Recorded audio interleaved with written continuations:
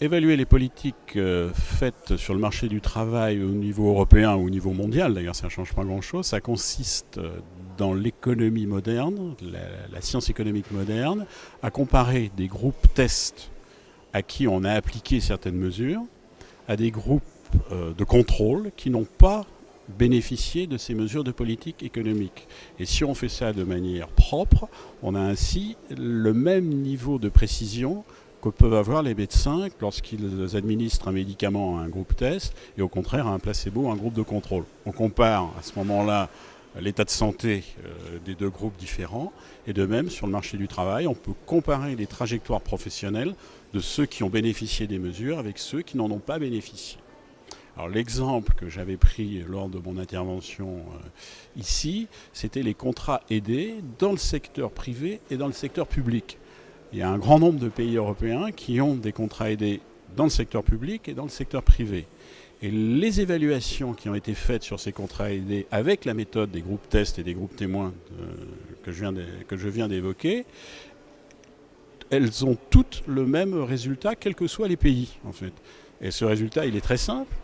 Vous mettez quelqu'un sur un contrat aidé dans le secteur privé, c'est efficace. Efficace au sens où 1 an, 2 ans après ce contrat aidé, il a une probabilité d'emploi dans un contrat non aidé, dans un contrat donc régulier, entre guillemets, nettement supérieur à celui qui n'aurait pas bénéficié de ce contrat.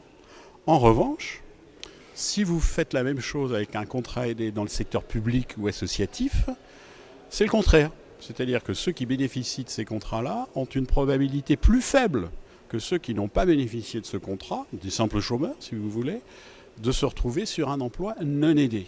Bon, c'est un résultat intéressant qui est quand même maintenant relativement connu et qu'on explique assez simplement par des effets de stigmatisation de ce genre d'emploi dans le secteur public ou associatif, parce que ce n'est pas des vrais boulots.